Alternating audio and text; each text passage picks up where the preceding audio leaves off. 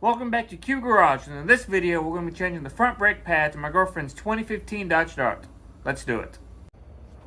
Today we're going to be installing a set of Brake Best Select pads from O'Reilly's on a 2015 Dodge Dart.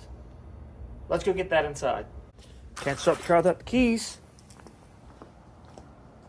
We were a little festive and we wanted to put some Rudolph on the front of the car. You guys can make some jokes there. And yes, this thing is a 6-speed.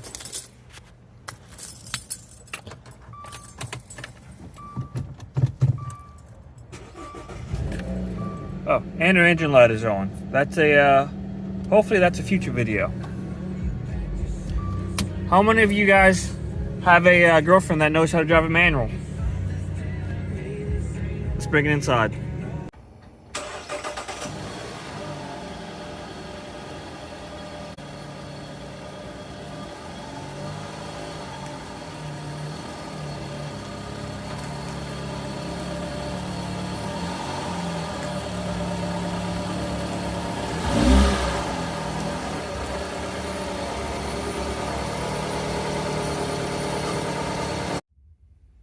This thing has definitely seen a lot of miles and a lot of abuse.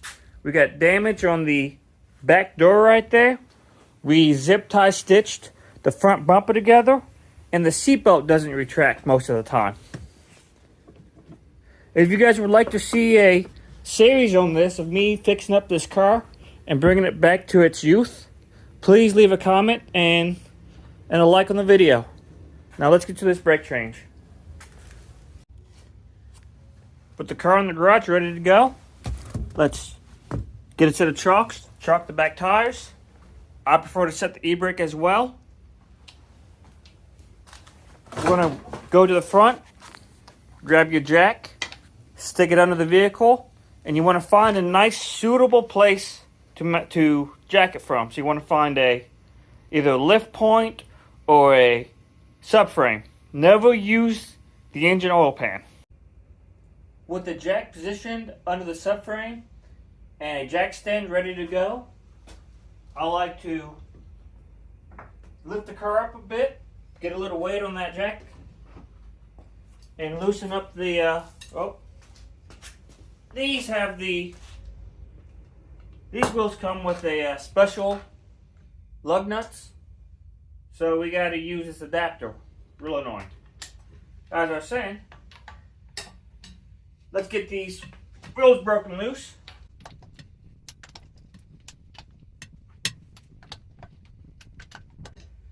Alright, all 5 are loose. I'm going to jack the car up high enough to get the tire off the ground.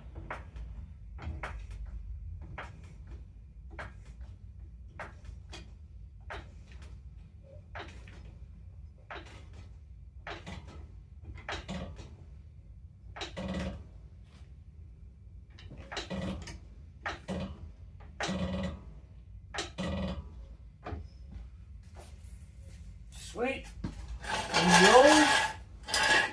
Away from the noise. You always want to put a jack stand under any time you have a car lifted. You never want to trust just the jack. In case it fails, you could be crushed if you don't have a jack stand in place. With the car jacked up and the wheel off the ground, go ahead and grab the top and bottom, wiggle it. That's checking your ball joints, and if it doesn't clunk or move at all, then your ball joints are good. Grab the back and the front, wiggle it again. And same thing, make sure you don't feel any clunking or movement. If you do, then it's probably your tie rod ends are bad. In this case, there's no movement, so we don't have to worry about any of that, and we can just carry on with the brakes. So let's continue loosening these bolts. With all the lug bolts removed, let's go ahead and take the tire off and see what the damage is.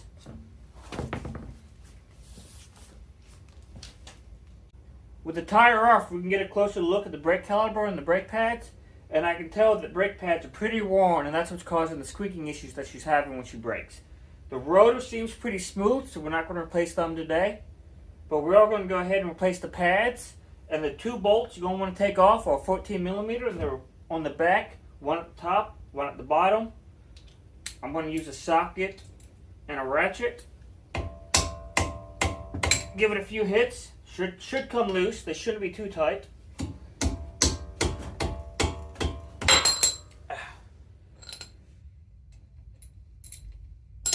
Alright, with those broken loose, take them out.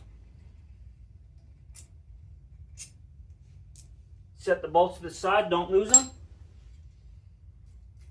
Slide your caliper off.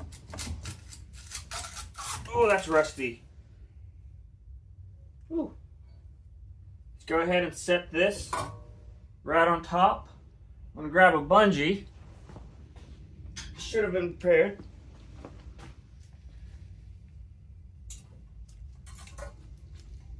I like to hook the bungee on your caliper and hang them from your springs. You never want to let this hang from the... You never want to let your caliper hang from the brake line because you can stretch them and break them, and then, well, that just won't be a good day. Let's take these pads off.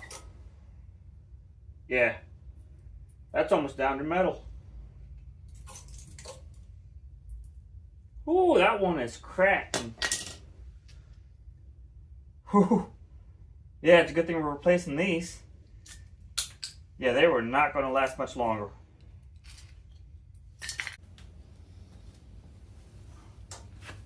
So I got a new one here. Significant difference. So let's go ahead, move the broken ones to the side. Take the vibration dampeners out. Oh, they are stuck.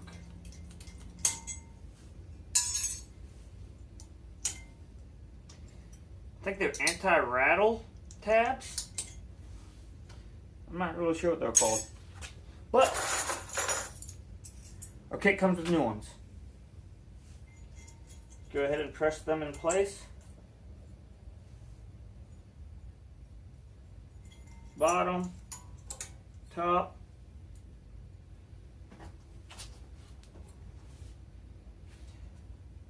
Grab your pads. Slip them in. Sometimes they're a pain in the ass, sometimes they're not. Seems like this case they went in pretty easy. Now, the hardest part's going to be compressing this back into place. So I'm going to gather up the tools and I'll show you how to do that.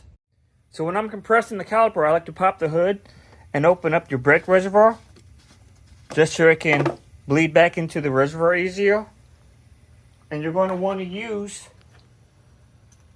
a brake compressor tool. So in this case, I have this OEM Tools 25265. I forget what auto parts store I got it from, but all the auto parts stores sell this or something similar to this. And you're going to install this right in here like so. With the tool in place, you're going to use an old brake pad, stick it in there, and then you're going to crank down on this knob to compress the piston back into the cylinder. You never want to push the cylinder with the tool itself because you can damage it, and that's a whole nother process to replace this. So when I was editing the video, I realized I had lost the footage to when I was using this tool to compress the caliper. So with this tool installed, you spin this dial and it pushes against your old brake pad to compress the piston. And once the piston is fully compressed, then you can go ahead and remove this tool and reinstall the caliper the opposite of installation. And now, back to the video. So with these two bolts back in and this back together, don't forget to pull your bungee out of your wheel well. You don't want to forget this up there. I've done it before. Luckily, I didn't do any damage, but I can only imagine that this could do a lot of damage if you left this in here and it get grabbed by the tire. So move that to the side. Grab your old parts, move them out of the way. clean up your work area when you're done. Then we're going to grab the new tire. I say new.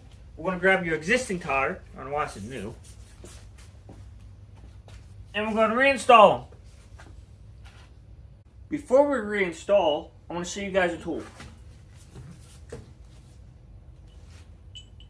I've got these, I don't even know what you want to call them. These tools that you can thread into, you got to find the right pitch. Oh, hopefully I used the right hole. So these pins go into your wheel hub, so you can grab your tire, get it lined up with the holes.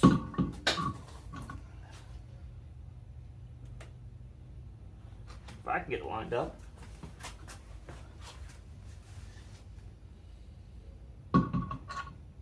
There we go.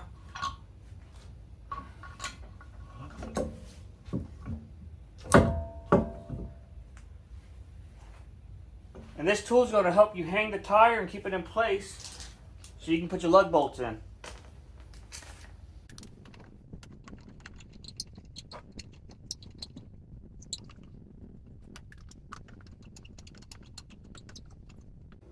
With your wheel installed, you're going to want to tighten the lug bolts in a crisscross pattern, almost like a star shape.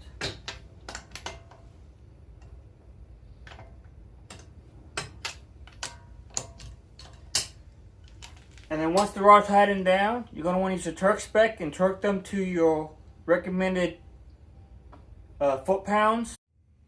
So there we go. That's how you change your brake pads on a 2015 Dodge Dart. The driver's side is going to be exactly the same.